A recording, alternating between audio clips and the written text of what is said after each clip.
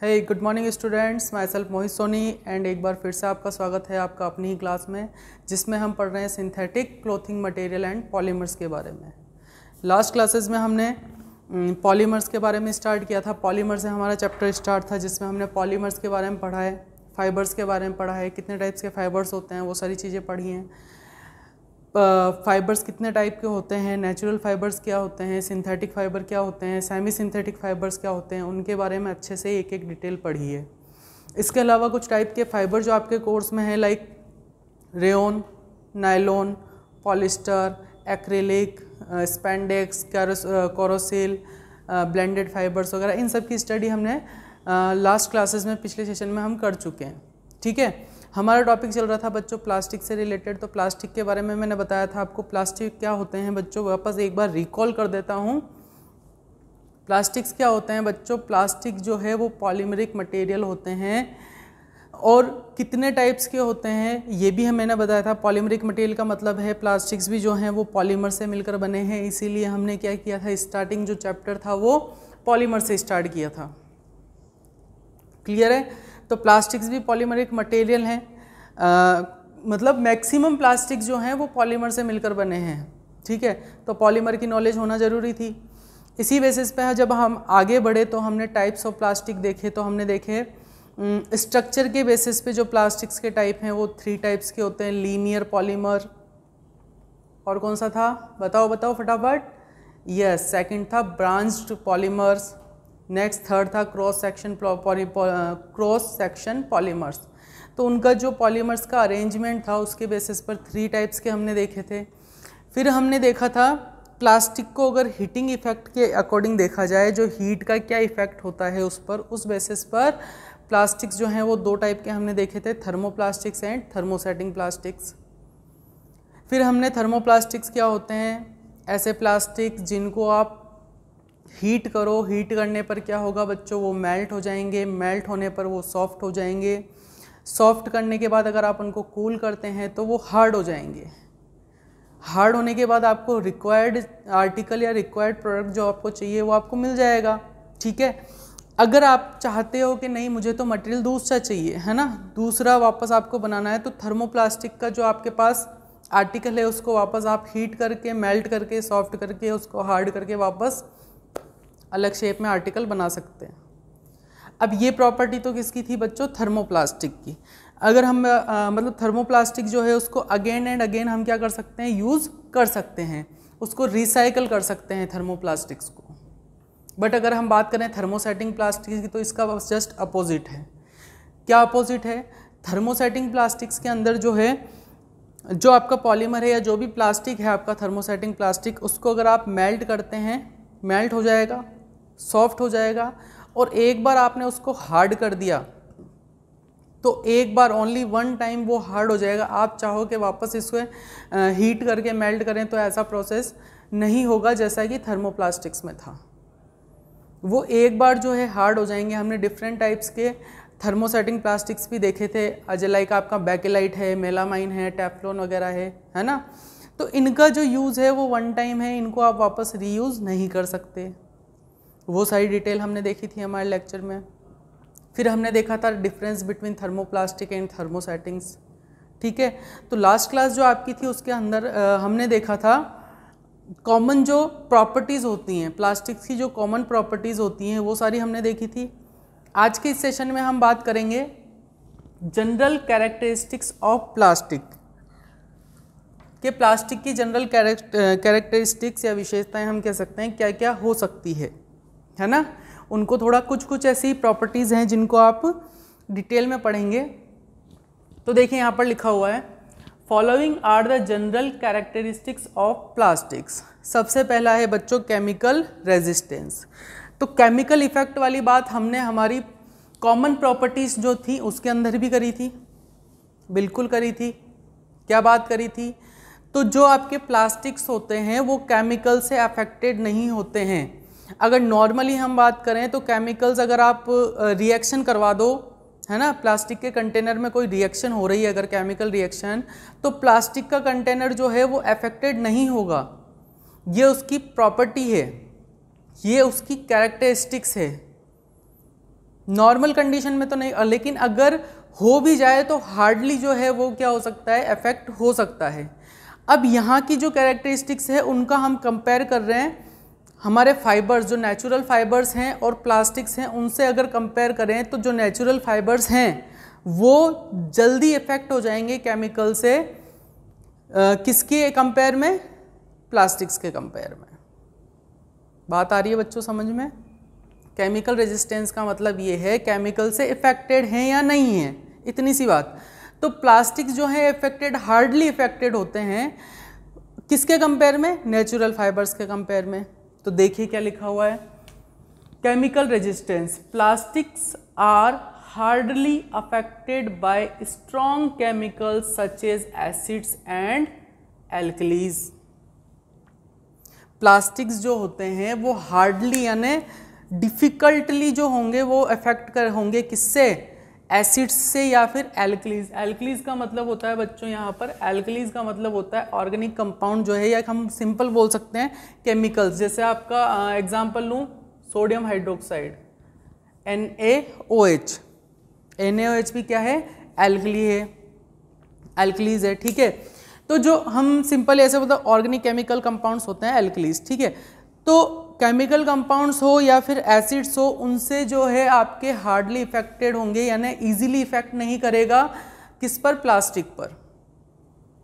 आगे देखिए क्या लिखा हुआ है, contrary to it all natural fibres such as cotton, wool, silk, wood, cellulose etcetera are affected by acid and alkalies. Contrary का मतलब होता है इसके विरोध में, अगर हम बात करें किसकी, नेचुरल फाइबर्स की, सॉरी नेचुरल फाइबर्स की, तो natural fibres like cotton, silk, wool वगैरह ये सब जो हैं बिल्कुल जल्दी इफेक्ट हो जाएंगे इनसे, केमिकल्स वगैरह से, एल्कलीज वगैरह से, एसिड वगैरह से। क्लियर है बच्चों ये चीज? वापस देख लीजिए एक बार, plastics are hardly affected by strong chemicals such as acids and alkalis, contrary it to all natural fibers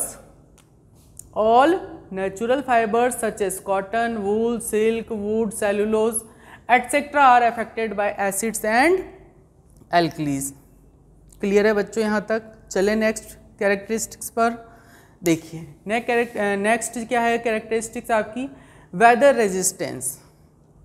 तो ये बात हमने कॉमन प्रॉपर्टीज में भी करी थी। वेदर रेजिस्टेंस का मतलब क्या है, जो एनवायरनमेंट है ना, जो एटमॉस्फेयर है वहाँ पर, मैंने आपको बताया था जैसे हम मेटल की बात करें, अगर जैसे आयरन, लोहे की बात करें, तो अगर लोहे के अंदर कोई चीज़ कंटेन करके रखी हुई है, वो लोहे का कंटेनर अगर है, तो एक टाइम पीरियड के बाद क्या होगा, जो एटमॉस्फेयर के अंदर बच्चों क्या है, वेदर के अंदर हमारे एयर भी है, मॉइस्चर कंटेंट्स भी हैं, यानी मॉइस्चर और एयर दोनों हैं, तो उनके कांटेक्ट में आकर क्या होगी, केमिकली रिएक्ट कर कर वो रस्ट बना देगा या कोरोड हो जाएगा, जंग लग जाएगा उस पर।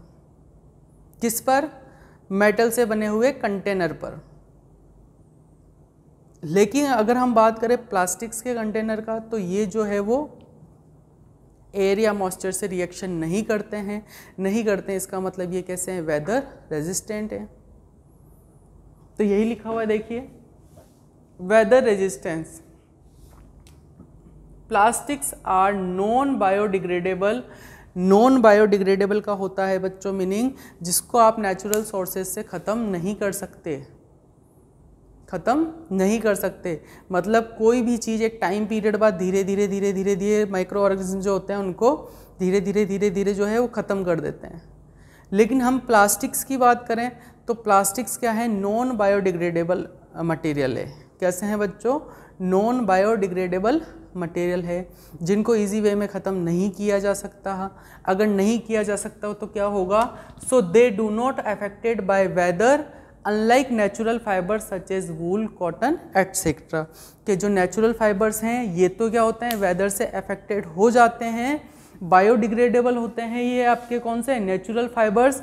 बट अगर कंपेयर करें हम प्लास्टिक्स का, तो प्लास्टिक्स जो है वो नॉन बायोडिग्रेडेबल है, वो वेदर से अफेक्ट नहीं होंगे। क्लियर है बच्चों ये बात? चलें अगले वाले पॉइंट पे। ओके, नेक्स्ट पॉइंट देखिए, लाइट वेट। तो जो प्लास्टिक्स हैं वो नेचुरल फाइबर के कंपेयर में क्या है बच्चों, लाइट वेटेड होते हैं। देखिए क्या लिखा हुआ है, plastics material we far less as compare to natural fibres material. यानी नेचुरल फाइबर्स का कोई मटेरियल बना हुआ है, लाइक कॉटन का, सिल्क का, जूट का, अगर उसका कोई मटेरियल बना हुआ है, कोई आर्टिकल या कोई प्रोडक्ट बना हुआ है, तो उसके कंपेयर में प्लास्टिक जो है उसका वेट क्या होगा बच्चों, कम होगा। या सिंपल हम बोल सकते हैं ये कैसे होते हैं बच्चों, लाइट वेटेड होते हैं।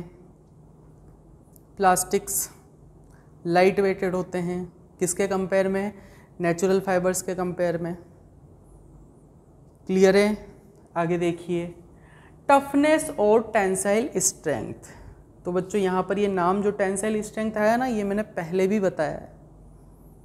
टफनेस बोल दो या टेंसाइल स्ट्रेंथ बोल दो, इसका मतलब ये होता है कि ऐसी प्रॉपर्टी जिसको आप, जैसे मैं बात करूँ सिंपल, रबर जो आपका होता है ना, रबर को आप खींचो, आप रबर को खींचोगे तो खींचते खींचते एक मैक्सिमम लिमिट तक जहाँ आप लोड अप्लाई कर रहे हो, यानी जहाँ उसको खींच रहे हो, तो एक मैक्सिमम लिमिट तक क्या होगा बच्चों, रबर जो है स्ट्रेच हो जाएगा उसकी इलास्टिसिटी लिमिट तक। तो वो जो मैक्सिमम लोड सहन करने की जो कैपेसिटी है, मैक्सिमम लोड करने की जो कैपेसिटी है रबर की, that is called its tensile strength. वो क्या कहलाती है, उसकी टेंसाइल स्ट्रेंथ। अब वो जैसे ही कैपेसिटी ख़त्म होगी, वो रबर जो है वो ब्रेक हो जाएगा, वो रबर क्या होगा, ब्रेक हो जाएगा। तो that property is known as tensile strength. उस प्रॉपर्टी को हम क्या बोलते हैं, टेंसाइल स्ट्रेंथ। तो यहाँ पर यही लिखा हुआ है टफनेस और टेंसाइल स्ट्रेंथ। तो देखिए क्या लिखा है, plastics can withstand lot of force, plastics can withstand loads of force without getting broken. कि प्लास्टिक्स जो है हैवी से हैवी लोड को सहन कर सकते हैं बिना टूटे, लेकिन डिपेंड करता है उसकी टेंसाइल स्ट्रेंथ पर। ऐसा नहीं कि भी प्लास्टिक टूटेंगे ही नहीं, है ना, प्लास्टिक टूट जाएंगे, लेकिन मैक्सिमम उसका जो टेंसाइल स्ट्रेंथ होगा वहाँ तक तो वो क्या होंगे, वेट को सहन कर लेंगे। तो यहाँ मैंने एक नोट लगा के लिखा है बच्चों, देखो टेंसाइल स्ट्रेंथ का मतलब क्या होता है, maximum load that a material can support without fracture when being stretched. क्या मतलब हुआ, वही बात हुई, मैंने आपको रबर वाला एग्जाम बताया कि आप जब उसको स्ट्रेच करते हो तो बिना ब्रेक हुए, बिना फ्रैक्चर हुए, बिना टूटे वो मैक्सिमम लोड को गेन कर ले, मैक्सिमम लोड को सहन कर ले, तो उस प्रॉपर्टी को क्या बोलते हैं हम बच्चों, टेंसाइल स्ट्रेंथ। तो प्लास्टिक्स के अंदर ये कैरेक्टरिस्टिक्स है that plastics can withstand lot of force without getting broken, यानी बिना टूटे प्लास्टिक्स जो हैं सहन कर सकते हैं लोड को। क्लियर है ये? आगे देखिए, इंसुलेशन। तो ये चीज़ मैंने पहले भी बताई थी, plastics are good conductor of heat, good conductor of electricity, sorry, plastics are bad conductors of heat and bad conductors of electric. मतलब उनमें से इलेक्ट्रिसिटी भी पास नहीं हो सकती तो हीट भी पास नहीं हो सकती, है ना। तो आप लोगों ने देखा होगा इलेक्ट्रिसिटी के जो वायर्स होते हैं उन पर प्लास्टिक की कोटिंग की जाती है। वो इसलिए क्योंकि वो जो इलेक्ट्रिसिटी फ्लो हो रही है वायर्स के अंदर, अगर वो प्लास्टिक की कोटिंग हटा दे तो आप टच करोगे तो उसमें करंट आ जाएगा। लेकिन प्लास्टिक की कोटिंग आपने लगा दी, इसका मतलब क्या हुआ कि इलेक्ट्रिसिटी को वो फ्लो होने नहीं दे रहे हैं बाहर। तो आप जब उसको टच करेंगे, प्लास्टिक के वायर को टच करेंगे, तो वहाँ पर इलेक्ट्रिसिटी का फ्लो नहीं है, वो एक बैड कंडक्टर है इलेक्ट्रिसिटी के। तो इलेक्ट्रिसिटी का फ्लो नहीं है तो इसका मतलब आपको करंट नहीं आएगा। क्लियर है ये चीज़? आगे देखिए इसमें क्या लिखा हुआ है, plastic materials are far better with respect to heat and electrical insulation, far better with respect to heat and electrical insulation, यानी हीट और इलेक्ट्रिकल इंसुलेशंस के लिए काफ़ी अच्छा है प्लास्टिक मटेरियल का आप यूज़ करें। So electric wires are covered with plastic insulation rather than cotton और सिल्क इंसुलेशन। इसीलिए इंसुलेशन के लिए जो किसके कवर बनाए जाते हैं, प्लास्टिक्स के। कभी कॉटन के या सिल्क के देखे हैं क्या बच्चों? नहीं देखे, इसीलिए कि ये क्या है, इलेक्ट्रिसिटी का जो फ्लो है वो होने नहीं देते हैं, वहीं पर उनको रोक देते हैं। यही लिखा हुआ है, so electric wires are covered with plastic insulation rather than cotton और सिल्क इंसुलेशन।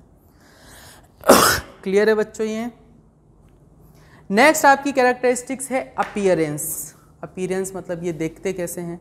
तो मैक्सिममली आपने देखा होगा प्लास्टिक जो है ग्लास की तरह दिखता है। अगर प्लास्टिक के कंटेनर में कोई चीज़ रखी हुई है तो हमें आर पार नज़र आता है ना बच्चों। तो यहाँ पर अपीयरेंस का मतलब हम क्या बोल सकते हैं, ये ग्लास के जैसे हैं। तो देखो लिखा हुआ है, plastic materials can be made as transparent as glass. Plastic materials को जो है हम ऐसा बना सकते हैं जैसा ग्लास होता है, ग्लास के आर पार हम दे सकते हैं, उसी तरह हम उसको प्लास्टिक मटेरियल को बना सकते हैं। आगे देखिए, so they can be used for making large variety of household products.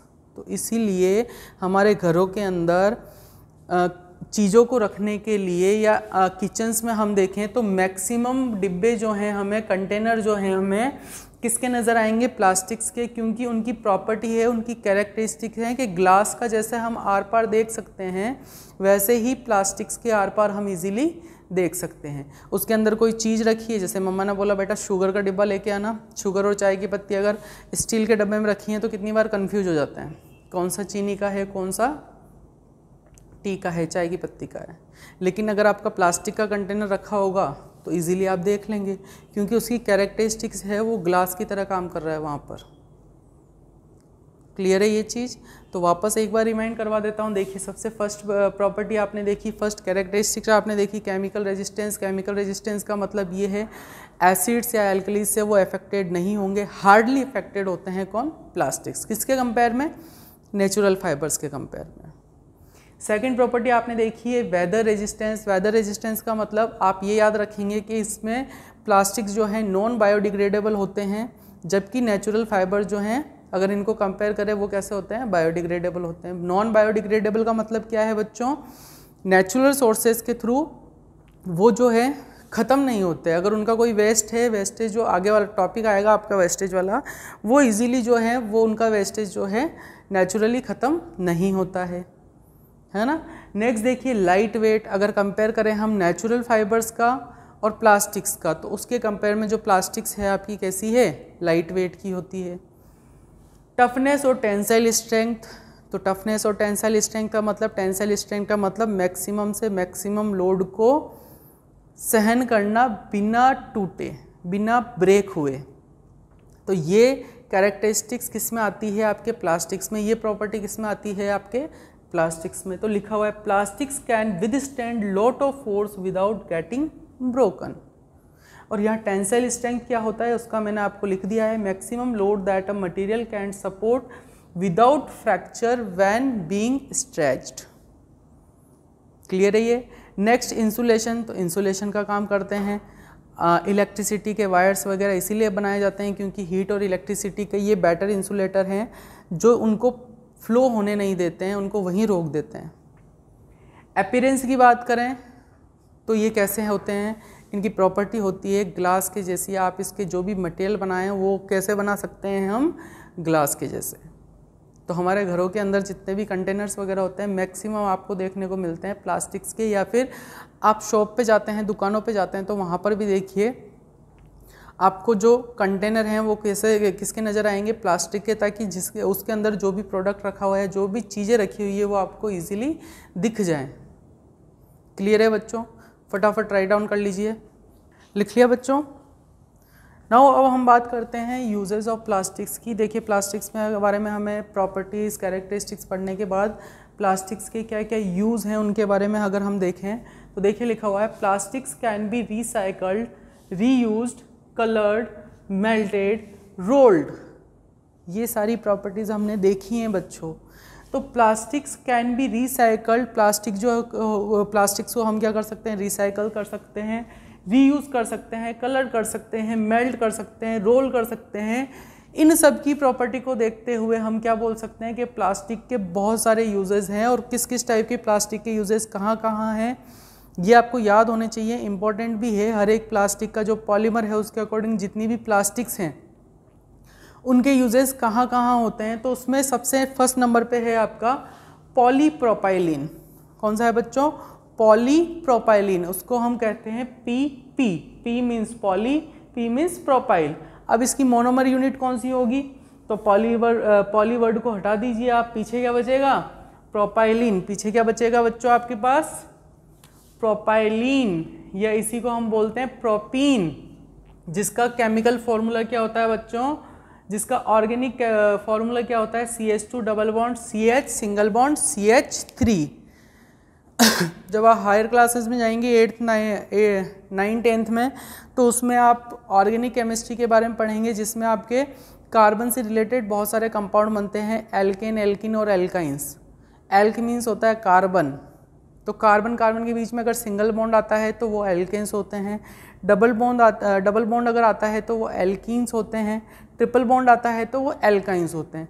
तो यहाँ पर एल्कीन, ENE लगा हुआ है पीछे, तो ये आपका क्या है? प्रोपीन। प्रोपीन का मतलब होता है बच्चों 3 कार्बन। तो यहाँ पर देखो 1 2 3 कार्बन से, और कार्बन कार्बन के बीच में कौन सा बॉन्ड है बच्चों? डबल बॉन्ड है। तो डबल बॉन्ड है, इसी के लिए इसका नाम क्या है? प्रोपीन। तो यहाँ पर प्रोपीन है, तो इसकी मोनोमर यूनिट क्या हो गई बच्चों? प्रोपाइलिन, या इसी को हम बोल सकते हैं प्रोपीन। और जहाँ पर ऑर्गेनिक इसका अगर नेमिंग देखी जाए तो CH2 double bond CH single bond CH3। ठीक है, ये तो हो गई इसकी मोनोमर यूनिट। इसके यूजेस की बात करें तो यूजेस देखिए क्या क्या है। They are used in making straws, kettles, packing tape, clothing, bottle caps, medicine bottles, automobile battery casings etcetera. मतलब जो स्ट्रॉ वगैरह होती हैं, हम जूस वगैरह स्ट्रॉ से पीते हैं, वो स्ट्रॉज जो हैं वो किसकी बनी है? PP की बनी है।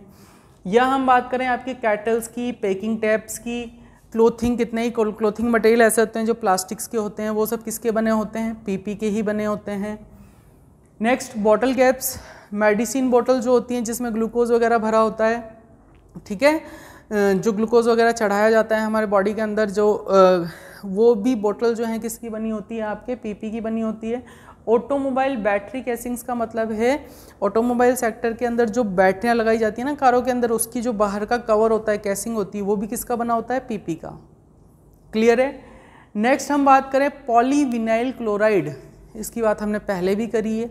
Polyvinyl chloride means PVC। Poly word को हटा दीजिए, पीछे बचेगा विनाइल क्लोराइड। तो विनाइल क्लोराइड ये क्या हो गई? इसकी मोनोमर यूनिट हो गई। अब विनाइल क्लोराइड में क्या होगा? CH2 डबल बॉन्ड, ये विनाइल ग्रुप है बच्चों, देखिए CH2 डबल बॉन्ड CH फिर सिंगल बॉन्ड, ये कौन सा ग्रुप है? विनाइल ग्रुप है। इसके साथ क्लोराइड लगा हुआ है, तो यहाँ पर क्या जोड़ दीजिए आप? क्लोरीन। तो क्या बन गया ये? Vinyl chloride. क्लियर है ये चीज़? तो ये इसकी मोनोमर यूनिट हो गई। ये इसका मोनोमर यूनिट क्या होगी? विनाइल क्लोराइड, जिसका आपको ये याद रखना है कि इसका कंपाउंड क्या है? CH2 double bond CH single bond Cl। अब इसका यूज़ कहाँ है? तो इसका यूज़ PVC के पाइप आते हैं, हमारे घरों में भी लगे हुए हैं, तो they are used in making PVC pipes, floors वगैरह पे, या फिर आपने देखा होगा कितने ही जगह फ्लोर्स वगैरह पे टाइलों की फॉर्म में जो है प्लास्टिक्स की फ्लोरिंग होती है, उसमें भी PVC का यूज़ किया जाता है। केबल्स वगैरह में PVC का यूज़ किया जाता है। वाटर बॉटल्स वगैरह बनाने में भी PVC का यूज़ किया जाता है। क्लियर है ये? नेक्स्ट देखिए आपके पास कौन सा है? लो डेंसिटी पॉलीइथाइलिन, इसको हम शॉर्ट में बोलते हैं बच्चों LDPE। क्या बोलते हैं? LDPE। What is the full form of LDPE? Full form भी याद रखिएगा, पूछी जाती हैं फुल फॉर्म्स। तो फुल फॉर्म क्या होगी? L से low density polyethylene, low density polyethylene. अब यहाँ पर इसकी अगर मोनोमर यूनिट की बात करें तो इस सारे आगे वाले नाम को आप छुपा दीजिए, पीछे बचेगा आपके पास एथाइलिन। तो मोनोमर यूनिट क्या हो गई बच्चों? इसकी एथाइलिन, या इसी को हम बोलते हैं एथीन। जैसे यहाँ पर आपका पास क्या था? प्रोपीन, वैसे यहाँ पर क्या है, एथीन। एथीन मीन्स होता है 2 कार्बन। 2 कार्बन कार्बन के बीच में कौन सा, यहाँ पर देखिए इसको मैं, यहाँ कार्बन कार्बन के बीच में कौन सा बॉन्ड बनेगा बच्चों, डबल बॉन्ड बनेगा। यहाँ पर अटैच होंगे 2 हाइड्रोजन, यहाँ अटैच होंगे बच्चों 2 हाइड्रोजन, तो क्या बना ये C2H4। क्या बना बच्चों, C2H4।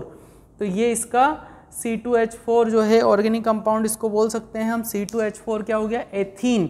तो मोनोमर यूनिट क्या हो गई बच्चों इसकी, एथीन या एथाइलिन, LDPE की। ठीक है, इसके यूजेस की बात करते हैं तो they are used in making computer hardware covers. जितने भी आपके कंप्यूटर के, लाइक आपका मॉनिटर वगैरह है, CPU वगैरह, और जितने भी कंप्यूटर के हार्डवेयर के कवर जो बनाए जाते हैं वो किस प्लास्टिक के होते हैं बच्चों, LDPE के। याद रखिएगा, कंप्यूटर हार्डवेयर कवर्स किसके बनाए जाते हैं, LDPE के। इसके अलावा लॉन्ड्री बैग्स बनाने में भी किसका यूज़ होता है, LDPE का। ट्रेज वगैरह बनाई जाती है प्लास्टिक्स की, वो भी किसकी बनती है, LDPE की।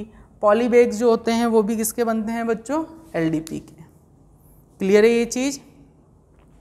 आगे देखिए, हाई डेंसिटी पॉलीइथाइलिन। अब इसी का थोड़ा अच्छा वाला प्लास्टिक है, लो क्वालिटी वाला LDPE में आ जाएगा, HDPE में आ जाएगा हाई क्वालिटी वाला।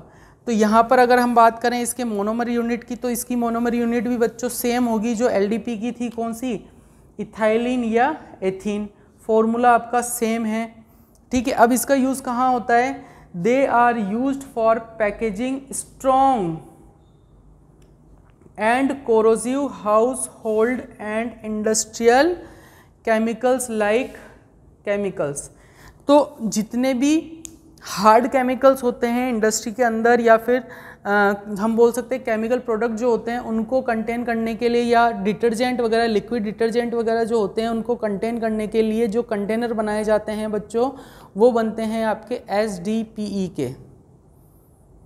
बात आ रही है समझ में। तो यही लिखा हुआ है यहाँ पर, they are used for packaging strong and corrosive household and industrial chemicals like bleaches, acids, liquid detergents, protective helmets.